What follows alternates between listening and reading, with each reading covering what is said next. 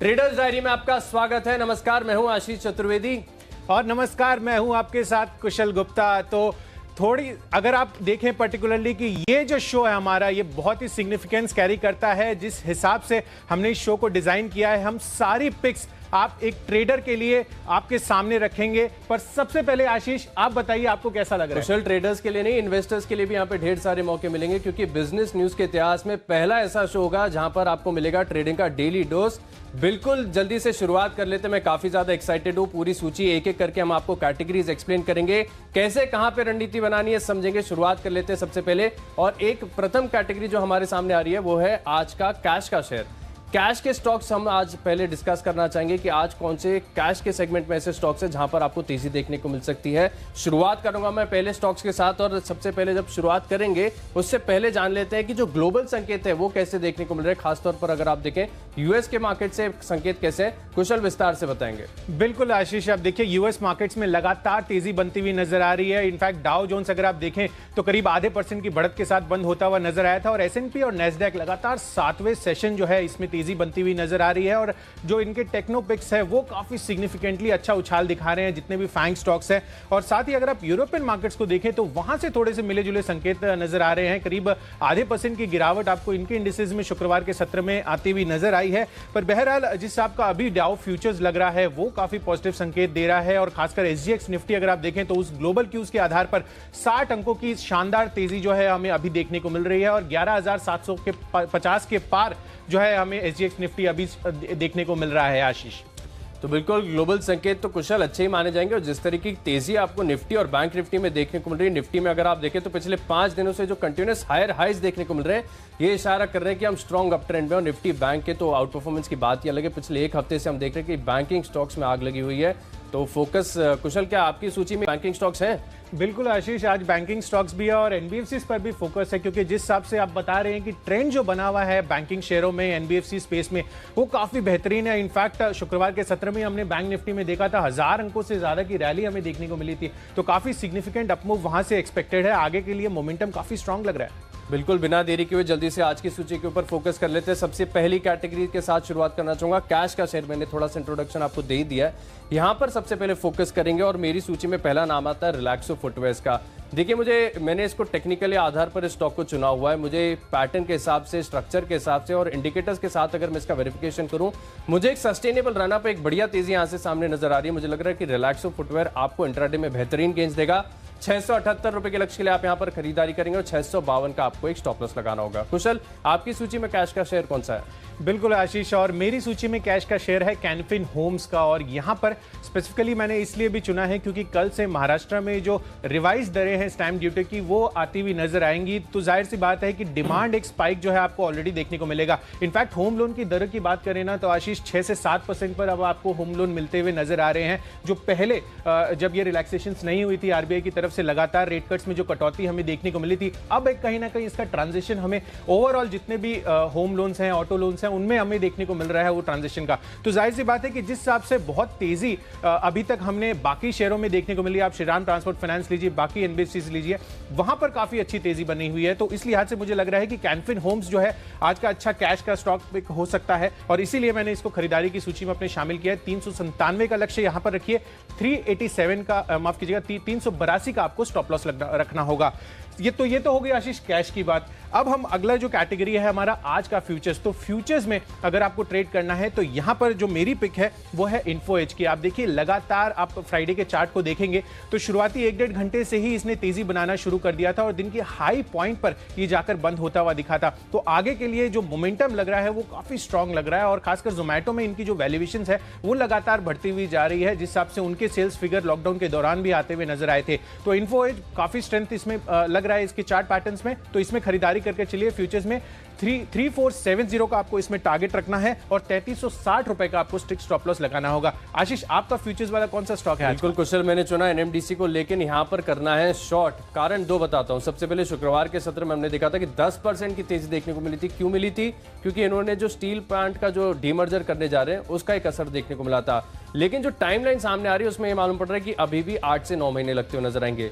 दूसरी सबसे बड़ी खबर जो है एनएमडीसी को लेकर यह है कि यहां पर जो डोनीमलाई माइंस इनकी बंद है, उसको केंद्र और राज्य सरकार के बीच में बातचीत चल रही है और 22.5% की रॉयल्टी के साथ इस माइन को शुरू करने की बात की जा रही है। लेकिन आमतौर पर जो रॉयल्टी होती है वो 15% होती है। 22.5% अगर आप देखें तो यहाँ कहीं ना कहीं इनके जो रियलाइजेशंस है आगे जाकर वो हट होते हुए नजर आएंगे और अगले 3 महीने में फैसला आते हुए नजर आएगा। मुझे लग रहा है कि 10% की जो तेजी है वहां से आपको एक हल्का सा ड्रॉप देखने को मिलेगा। फ्यूचर्स में आप बिकवाली करेंगे और ऊपरी स्तरों पर अगर आपको शॉर्ट पोजीशन बनाने का मौका मिले तो और भी बेहतर होगा, क्योंकि खबर थोड़ी सी पॉजिटिव भी मानी जाएगी। तो स्टॉक अगर आप ऊपरी स्तरों पर देखें, रेजिस्टेंस के आसपास आप इस स्टॉक में शॉर्ट पोजीशन ले सकते हैं। 103 रुपए के लक्ष्य के लिए आप एनएमडीसी में बिकवाली करेंगे और 111 का आपको स्टॉप लॉस लगाना होगा। बिल्कुल फ्यूचर्स तो हो गया, लेकिन अगली कैटेगरी जो है कुशल वो ऑप्शंस में से है और एफएनओ का पूरा डेली डोज यहां पर देखने को मिल रहा है। और ऑप्शंस में मैं बैंकिंग स्टॉक के साथ जाना चाहूंगा, क्योंकि जिस प्रकार का आउट परफॉर्मेंस निफ्टी बैंक में देखने को मिल रहा है, मैंने शो की शुरुआत में भी आपको बताया था कि यहां पर आपको काफी ज्यादा तेजी देखने को मिल रही है। हालांकि अगर आप आईवीज देखें तो बहुत ज्यादा अभी बढ़ी हुई है, यानी अगर आप ऑप्शंस खरीदेंगे तो आपको जो है ऊपरी आईवी पे मिलेगा, तो कहीं ना कहीं बढ़त की जो गुंजाइश है कम है। लेकिन मैंने एक ऐसा स्टॉक आइडेंटिफाई किया है जहां पर तेजी का भी ट्रिगर है और आईवीज भी अगर आप देखें तो अपने हिस्टोरिकल एवरेज के आसपास देखने को मिल रही है। बैंक ऑफ बड़ौदा, यहां पर 53 रुपए का कॉल ऑप्शन आपको खरीदना है 3 रुपए 90 पैसे के लक्ष्य के लिए और 2 रुपए 30 पैसे का आपको स्टॉप लॉस लगाना होगा। जो फ्यूचर ग्रुप में रिलायंस रिटेल को हिस्सा बेचा गया है उसका भी एक असर देखने को मिलेगा। इनका फ्यूचर ग्रुप में एक्सपोजर है, तो कहीं ना कहीं अगर आप देखें तो डबल ट्रिगर्स हैं। निफ्टी बैंक में तेजी है, सरकारी स्टॉक्स एक्शन में नजर आ रहे हैं। ऐसे में वो स्टॉक हमने चुना है जहां पर आईवीज अभी भी थोड़ी सी गिरी हुई है, तो यहां से आपको एक फर्दर एक्सपेंशन देखने को मिल सकता है। खरीदारी करेंगे आप 3 रुपए 90 पैसे के लक्ष्य के लिए। कुशल, आपकी सूची में जो है ऑप्शन का स्टॉक कौन सा होगा? बिल्कुल, तो आशीष फार्मा स्पेस से मैंने चुना है आज ऑप्शन का स्टॉक। आप देखिए जिस हिसाब से पिछले 2 दिनों में हल्की सी तेजी और मोमेंटम हमें देखने को मिला था वो काफी पॉजिटिव लग रहा है मुझे। खासकर अगर आप बायोकॉन के चार्ट्स देखें तो सेकंड हाफ में जिस हिसाब की तेजी इसमें बनी थी, एक बुलिश एनगल्फिंग पैटर्न जो है हमें इसमें देखने को मिला है। तो मुझे लग रहा है कहीं ना कहीं कि आज बायोकॉन में काफी अच्छी तेजी बनती हुई नजर आ सकती है और उसी लिहाज से मैंने इसको आज के ऑप्शन पिक में चुना है। और यहाँ पर जो आपको खरीदना है 400 रुपए का जो कॉल ऑप्शन है उसको खरीदना होगा। 22 रुपए का आपको इसमें लक्ष्य बनाना है और 11 रुपए का आपको स्टॉप लॉस रखना होगा।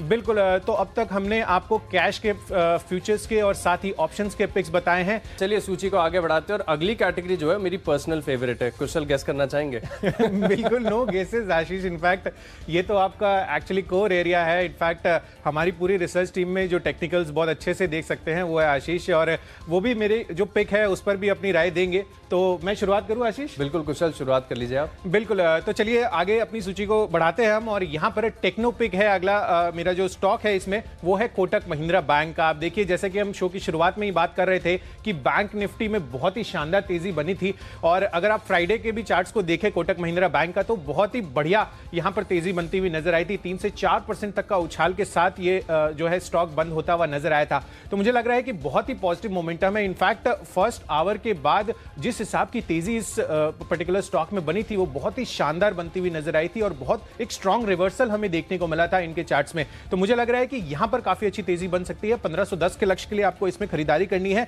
1450 रुपए का आपको स्टॉप लॉस लगाना होगा। बिल्कुल कुशल, मेरी सूची में जो टेक्नोपिक मैंने चुना है उसे चुना है कॉन्कर को। आमतौर पर देखिए स्टॉक ज्यादा एक्शन में देखने को नहीं मिलता है, लेकिन इस स्टॉक में जो ना बहुत स्ट्रॉन्ग रिवर्सल के संकेत सामने आ रहे हैं। लंबी गिरावट थी, स्ट्रक्चर जो बना रिवर्सल का था और वहां से आपको थोड़ी सी तेजी देखने को मिल रही है।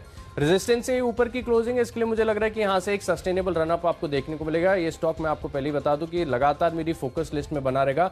मुझे इसका स्ट्रक्चर बहुत ज्यादा पसंद आ रहा है। यहाँ पर 409 रुपए के आसपास की क्लोजिंग है कॉन्कर में। मुझे लग रहा है कि इंट्राडे में आपको 416 तक के मौके देखने को मिल सकते हैं, लेकिन आपको स्टॉप लॉस जरूर ध्यान में रखना होगा। केवल 9 रुपए नीचे 400 रुपए का एक स्टॉप लॉस लगाकर यहाँ पर लॉन्ग पोजीशन ले सकते हैं। बढ़िया तेजी देखने को मिल सकती है। अगली कैटेगरी है फंडामेंटल पिक। फंडा पिक इसे हमने चुना है और यहाँ पर आपको जो है फंडामेंटली एक ऐसा स्टॉक बताया जाएगा जो आप लगातार अपने रेडार पर रख सकते हैं। स्टॉक को आपको स्क्रीन करने की आवश्यकता नहीं होगी क्योंकि सारे फंडामेंटल पैरामीटर्स हम स्क्रीन करके आपके सामने लेके आएंगे।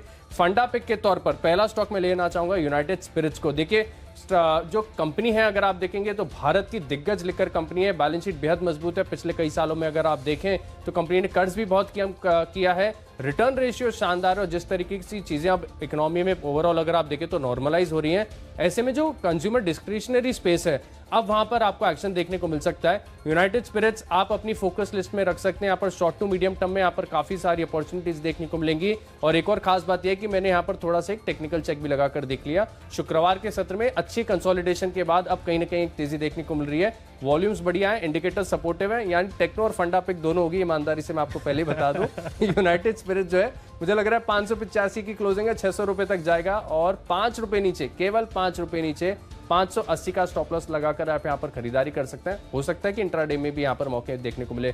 कुशल, आपने फंडामेंटल पिक कौन सी चुनी आज?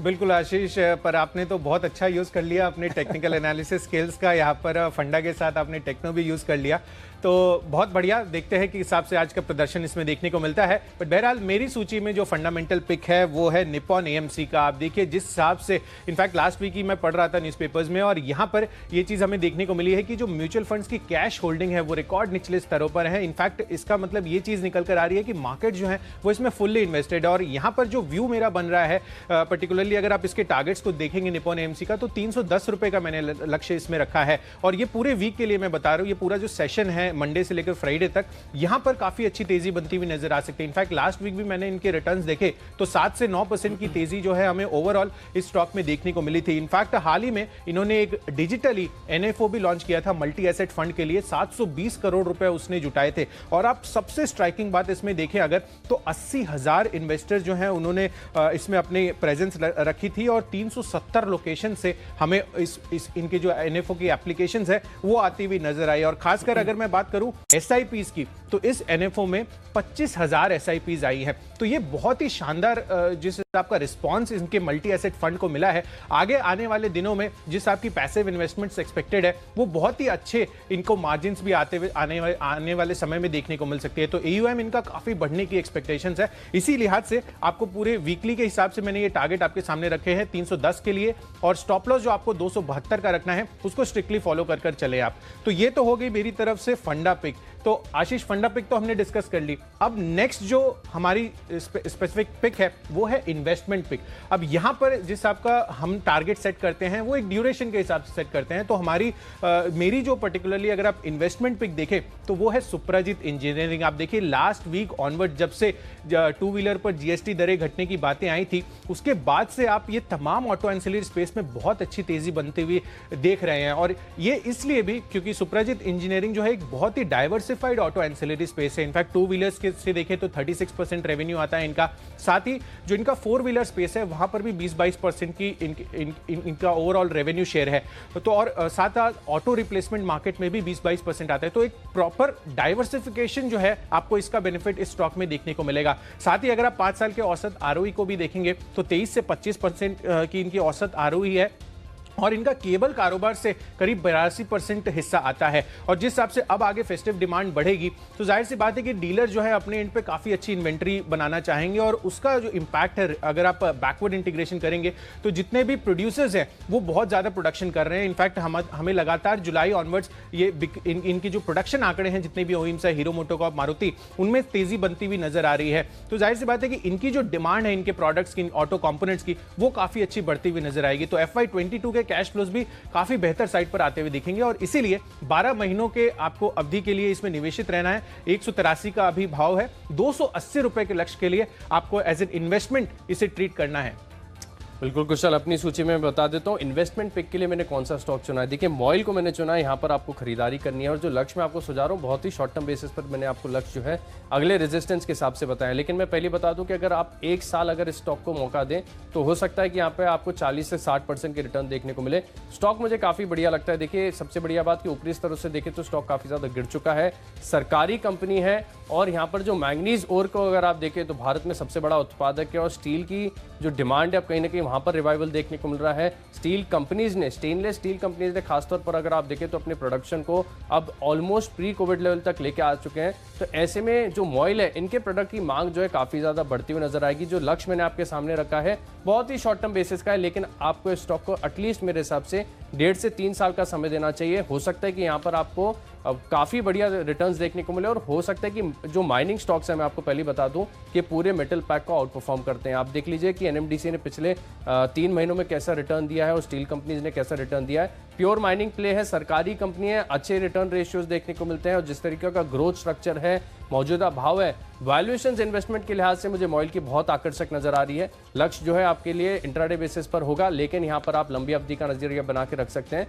केवल 149 का आपको एक स्टॉप लॉस ध्यान में रखना अगर आप इसमें शॉर्ट टर्म ट्रेड करना चाहते हैं, लेकिन इन्वेस्टमेंट के लिहाज से शॉर्ट टर्म में आपको जो है वो स्टॉप लॉस की आवश्यकता नहीं होगी। चलिए जो अगली कैटेगरी है उसका रुख करते हैं और काफी इंपॉर्टेंट कैटेगरी अगर आप डे ट्रेडिंग के हिसाब से देखें, खबरों वाला शेयर। देखिए खबरें तो ढेर सारी आती हैं, लेकिन स्टॉक ऐसा कौन सा होगा जहां पर आप प्ले कर सकते हैं। और आज के सत्र में अगर आप देखें कुशल, तो मैं पहले बता दूं कि खबर जो है इतनी ज्यादा दमदार देखने को नहीं मिली है। खाली आप रिलायंस और फ्यूचर ग्रुप की डील की बात को छोड़ दें तो और कोई खबर आपको इतनी दमदार देखने को नहीं मिलेगी। तो काफी सारे ढेर सारे पैरामीटर्स हमने रन करके देखे कि आज कहां पर मौके होंगे।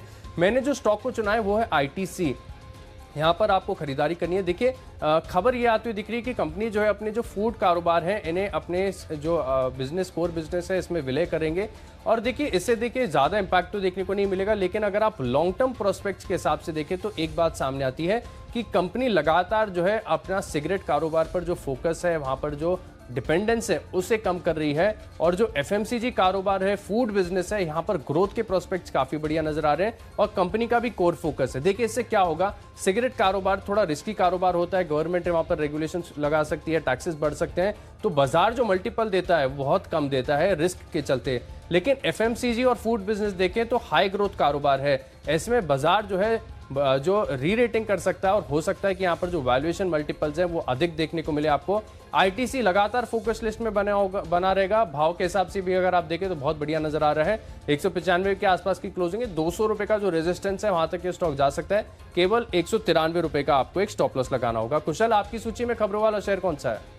बिल्कुल आशीष, इनफैक्ट अगर हम खबरों की बात करें तो कहीं ना कहीं जो है खबरों का अभाव ही था। वीकेंड के दौरान भी बहुत ज़्यादा खबरें नहीं आती हुई नजर आई हैं, पर मैंने जो पिक चुना है वो है आईआरसीटीसी का। आप देखिए पिछले काफ़ी दिनों से ये स्टॉक जो है अंडर परफॉर्म करता हुआ नजर आ रहा था, क्योंकि कहीं ना कहीं कैश फ्लोज को लेकर चिंताएं थी, क्योंकि ट्रेनें नहीं चल रही थी। पर अब जो सरकार का फोकस है वो ओवरऑल जो रेल ट्रांसपोर्ट है और साथ ही जो एयर ट्रैवल्स है उसको बढ़ाने पर इनका जो फोकस बढ़ रहा है वो काफ़ी सिग्निफिकेंट बनेगा। इनफैक्ट 2 से 3 सितंबर से जो है नई 100 ट्रेनें चालू होंगी। तो मौजूदा जो है करीब 230 ट्रेनें चल रही हैं आशीष, तो 100 ट्रेनें और चलने पर डेफिनेटली इनके जो कैश फ्लोज हैं वो और बढ़ते हुए नजर आएंगे। तो over a period of time अगर आप देखें तो यहां पर काफी अच्छी तेजी बनती हुई नजर आ सकती है। पर आज के लिए जो आपको इसमें लक्ष्य रखना है वो है 1410 रुपए का, और जो स्टॉप लॉस बनाना होगा वो 1346 का बनाकर चले। बिल्कुल कुशल, अगली कैटेगरी कौन सी होगी? My choice. ये तो फ्रीडम है, ये सबसे बढ़िया कैटेगरी अगर आप पूरी लिस्ट में देखें। इसमें क्या है कि हमारे पास फ्रीडम है, हम कोई भी आधार पर कोई भी स्टॉक चुन सकते हैं इंट्राडे बेसिस पर। तो कुशल जानना काफी इंटरेस्टिंग होगा। 3 स्टॉक ऐसे कौन से हैं आप बताइए। बिल्कुल आशीष, इनफैक्ट माय चॉइस में हमें जो फ्रीडम मिली है उस वजह से ही आप देखिए हम अपने स्टॉक्स जो है पर्टिकुलरली खबरों के दम पर नहीं, पर इन्वेस्टमेंट पिक भी है, टेक्नो पिक भी है और खासकर फंडामेंटल पिक भी मैंने चुनी है अपनी लिस्ट में। और यहाँ पर अगर आप देखें तो अगला स्टॉक है सन फार्मा का, जिसमें आपको खरीदारी करके चलनी है। तो बायोकॉन तो मैंने आपको बताया, और टेक्निकली ये भी स्टॉक काफी दमदार लग रहा है। शुक्रवार के सत्र में भी अच्छी तेजी इसमें बनती हुई नजर आई थी, तो मुझे लग रहा है कि आज यहां पर भी आपको खरीदारी करके चलनी चाहिए। सन फार्मा के फ्यूचर्स आपको इसमें खरीदारी करनी है। 570 के टारगेट के लिए 545 का आपको स्टॉप लॉस रखना होगा।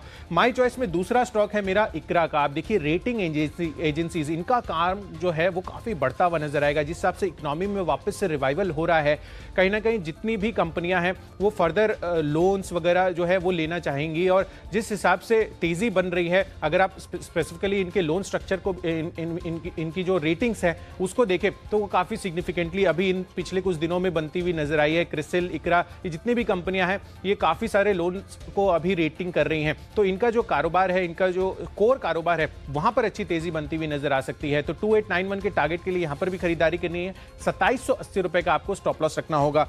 माय चॉइस में आखिरी स्टॉक है मेरी सूची में वीएसटी टेलर्स का। आप देखिए यहां पर काफी सिग्निफिकेंट अपसाइड हम एक्सपेक्ट करके चल रहे हैं। 6 महीनों की अवधि के लिए आप इसमें निवेशित रह सकते हैं, क्योंकि चाइना से जो टेलर्स आते थे उस पर जो सरकार ने इंपोर्ट बैन लगाया है पिछले दिनों, उसका काफी पॉजिटिव इंपैक्ट इस कंपनी पर पड़ता हुआ नजर आ सकता है। और अभी से लेकर आपको 2200 रुपए का जो लक्ष्य है 30-35% की अपसाइड हम एक्सपेक्ट करके चल रहे हैं, क्योंकि इनको कॉन्ट्रैक्ट मैन्युफैक्चरिंग की अपॉर्चुनिटी जो है काफी सिग्निफिकेंट बनती हुई नजर आ सकती है। इनफैक्ट टेलर्स की अगर बात करें आशीष, तो 46% के मार्केट शेयर के साथ ये इस सेक्टर में लीडर है। तो डेफिनेटली वीएसटी टेलर्स आपको खरीदारी करके चलनी चाहिए 2200 के टारगेट के लिए। बिल्कुल कुशल, मैं अपनी सूची पर फोकस करता हूँ और सबसे पहली जो कैटेगरी में माय चॉइस में है स्टॉक मैंने कैश का चुना है ब्लू डार्ट। ये स्टॉक मुझे टेक्निकली काफ़ी ज़्यादा पसंद आ रहा है और लंबी गिरावट के बाद यहाँ पर स्ट्रॉन्ग डबल बॉटम फॉर्मेशन हुआ था जिसके ऊपर एक ब्रेकआउट भी है। अब हाल ही का जो एक रेजिस्टेंस है इसे भी स्टॉक ने पार किया है और ये स्टॉक जो है ऐसा है कि काफ़ी सारे टेक्निकल एनालिस्ट के रडार पर आ रहे हैं, क्योंकि जिस तरीके का वॉल्यूम स्ट्रक्चर है पिछले 4 से 5 दिनों में अगर आप देखें तो अच्छी वॉल्यूम्स के साथ यहाँ पर खरीदारी देखने को मिली है। लेकिन ऊपरी स्तरों से अगर आप देखें तो स्टॉक इतना गिर चुका है कि यहाँ पर आपको बढ़त की गुंजाइश काफ़ी ज़्यादा नजर आएगी। 2310 रुपए के लक्ष्य लिए आप यहाँ पर खरीदारी करेंगे। करीब 2256 के आसपास की क्लोजिंग है। आप 2200 रुपए का स्टॉप लॉस लगा लीजिए, लगातार इसको अपनी फोकस लिस्ट में बनाए रखें। यहाँ पर स्ट्रक्चर इतना मजबूत है कि मुझे लग रहा है कि यहाँ पर आपको एक सस्टेनेबल रन अप देखने को मिलेगा। दूसरा स्टॉक है पंजाब नेशनल बैंक पीएनबी। देखिए दरअसल मैं बता दूं कि आपको इस स्टॉक को मैं अपने ऑप्शंस में ऐड करना चाहता था, लेकिन जैसा कि कुशल मैं बता रहा था कि कई सारे बैंकिंग स्टॉक्स ऐसे जहां पर आईवीज जो है अपनी हिस्टोरिकल एवरेज से काफ़ी ज़्यादा है, यानी अगर आप ऑप्शंस खरीदेंगे और आईवीज अगर ड्रॉप हो गई तो आप वहां पर नुकसान कर जाएंगे। इसके लिए मैंने स्टॉक को अपने कैश सेगमेंट में चुना है कि यहाँ पर आप या तो फ्यूचर्स के जरिए या फिर कैश में आप यहाँ पर रणनीति बना सकते हैं। 37 रुपये 5 पैसे की क्लोजिंग है और जिस तरीके के बैंकिंग स्टॉक्स में और खासतौर पर अगर आप देखें तो सरकारी बैंक से जो ज़्यादा अभी तक चले नहीं है, रीसेंट रनअप है, क्योंकि अगर आप निजी बैंकों में देखें तो इतना बढ़िया मूव आ चुका है कि अब खरीदने की ज़्यादा हिम्मत हो नहीं रही है। पंजाब नेशनल बैंक मुझे लग रहा है कि यहाँ से अभी भी तेजी आपको देखने को मिल सकती है। 38 रुपए के लक्ष्य लिए आप यहाँ पर खरीदारी करेंगे और 36 रुपए 20 पैसे का आपको स्टॉप लॉस लगाना होगा। इस कैटेगरी में आखिरी स्टॉक है मेरा एजिस लॉजिस्टिक्स। यहाँ पर आपको खरीदारी करनी है। लॉजिस्टिक्स की कंपनी है और जिस तरीके का कारोबार है अगर आप देखें तो बहुत ही नीच कारोबार में, क्योंकि गैस की जो लॉजिस्टिक्स हैं ये करते हैं और स्ट्रक्चर मुझे काफ़ी ज़्यादा पसंद आ रहा है। और हाल ही के अगर 4-5 दिनों में अगर आप देखेंगे तो लगातार स्टॉक ने हायर हाइज भी बनाए हैं। मुझे लग रहा है कि 219 की क्लोजिंग है, 225 रुपए के लक्ष्य के लिए आप खरीदारी करेंगे और 216 रुपए का आपको स्टॉप लॉस लगाना होगा। बिल्कुल, तो चलिए ये थे हमारी तरफ से 20 दमदार ट्रेडिंग आइडियाज और इन्वेस्टमेंट पिक्स। तो चलिए फटाफट कोई भी स्टॉक या कोई भी लेवल आपने मिस कर दिया है तो उसका रिकैप कर लेते हैं। तो यहाँ पर अगर आप देखें तो मैंने कैश सेगमेंट में जो स्टॉक चुना है वो है कैनफिन होम्स का, जहाँ पर आपको खरीदारी करके चलनी है। और ये इसलिए भी क्योंकि महाराष्ट्र में कल से जो स्टैम्प ड्यूटी उन्होंने कट की थी वो लागू होती हुई नजर आएगी, तो इनकी डिमांड में काफ़ी अच्छी स्पाइक देखने को मिल सकती है। फ्यूचर्स में आपको इन्फो एज खरीद कर चलना है। आज का फ्यूचर्स यही है, क्योंकि जिस हिसाब से तेजी का मोमेंटम इसने बना है वो आज भी कंटिन्यू रह सकता है। ऑप्शंस में बायोकॉन 400 रुपए का कॉल ऑप्शंस खरीद कर चले, काफी अच्छी तेजी यहां पर बन सकती है। बुलिश एनगल्फिंग पैटर्न बना है, 22 का टारगेट रखिए। टेक्नोपिक में कोटक महिंद्रा बैंक, यहां पर खरीदारी करके चलिए। यहां पर भी मोमेंटम काफी स्ट्रांग लग रहा है। बैंक निफ्टी में भी अच्छी तेजी बनती हुई नजर आई थी शुक्रवार के सत्र में। फंडा पिक में निप्पॉन एएमसी, यहां पर आपको खरीदारी करके चलनी है, क्योंकि जिस हिसाब से एएमसी कारोबार अभी बढ़ रहा है और एसआईपीज और लोगों की जो इन्वेस्टमेंट्स है वो काफी सिग्निफिकेंटली बढ़ती हुई नजर आ सकती है। इसके अलावा इन्वेस्टमेंट पिक अगर आप देखें तो वहां पर जो मैंने स्टॉक चुना है वो है सुप्राजित इंजीनियरिंग का, जिसमें आपको खरीदारी करके चलनी है वैल्यूएशन फ्रंट पर, और साथ ही जो इनका डाइवर्सिफाइड कारोबार है उससे काफी अच्छी एडवांटेज मिल सकती है। तो 12 महीनों की अवधि के लिए 280 के टारगेट बनाकर चल सकते हैं। साथ ही न्यूज इंपैक्ट वाइज अगर आप आईआरसीटीसी चुने तो वो काफी सिग्निफिकेंट हो सकता है। 2 सितंबर ऑनवर्ड 100 नई ट्रेनें जो हैं वो वापस से चालू होती हुई नजर आएंगी, तो काफी सिग्निफिकेंट अपसाइड एक्सपेक्टेड है। इसके अलावा टेक्निकली सन फार्मा काफी पॉजिटिव लग रहा है, तो यहां पर खरीदारी कीजिए। इकरा, इनका भी कारोबार काफी अच्छा बढ़ता हुआ नजर आ रहा है जिस हिसाब से लोन्स की डिमांड बढ़ रही है कंपनियों की। और अंत में वीएसटी टेलर्स 6 महीनों की अवधि के लिए इसमें भी निवेशित रही है। कॉन्ट्रैक्ट मैन्युफैक्चरिंग की बड़ी जो है इनको अपॉर्चुनिटी मिलती हुई नजर आ सकती है। तो चलिए मैंने कैश का शेयर चुना था रिलैक्सो, यहाँ पर बढ़िया ब्रेकआउट है, आपको खरीदारी करनी होगी। और फ्यूचर्स में बिकवाली कर सकते हैं एनएमडीसी के अंदर, क्योंकि यहाँ पर खबर आ रही है कि डोनीमलाई माइन जो है 22.5% रॉयल्टी के साथ शुरू होगी। 15% एवरेज होती है, यानी ऊपरी तरफ देखने को मिल रही है, एक नेगेटिव इंपैक्ट देखने को मिल सकता है। बैंक ऑफ बड़ौदा का 53 का आप कॉल ऑप्शन खरीदेंगे 3 रुपये 90 पैसे के लक्ष्य के लिए। और टेक्निकल लिहाज से कॉन्कर बेहद मजबूत है, यहाँ पर आप स्ट्रॉन्ग रिवर्सल के संकेत देख रहे हैं, खरीदारी कर सकते हैं। फंडामेंटली यूनाइटेड स्पिरिट्स बेहद मजबूत नजर आता है और इन्वेस्टमेंट के लिहाज से 1.5 से 3 साल की अवधि के लिए आप मॉइल को होल्ड कर सकते हैं। खबरों का एक्शन आपको देखने को मिलेगा आईटीसी के अंदर। और ब्लू टार्ट में अगर आप देखें तो स्ट्रॉन्ग रिवर्सल के संकेत है। पीएनबी में भी अगर आप देखेंगे तो बढ़िया ब्रेकआउट आप खरीदारी कर सकते हैं। एजिस लॉजिस्टिक्स भी अगर आप देखें तो वेल पोजिशनड है, 225 रुपए के लक्ष्य लिए आप यहां पर खरीदारी कर सकते हैं। और पूरी सूची में अगर आप देखें तो मेरा भरोसा, मेरा कन्विक्शन सबसे ज्यादा कॉन्कोर में है। बिल्कुल आशीष, और मेरा भरोसा जो है मेरी सूची में जो मैंने आपको बताई वो है निप्पॉन एएमसी। यहां पर आपको खरीदारी करके चलनी है, एक हफ्ते का आपको ओवरऑल लक्ष्य रखना है इसमें, और यहां पर अच्छी तेजी बनती हुई नजर आ सकती है। तो बिल्कुल आज की जो फोकस लिस्ट है पूरी की पूरी तैयार हो चुकी है। कैश का स्टॉक आपको मिल गया, फ्यूचर्स में मिल गया, ऑप्शंस का मिल गया है।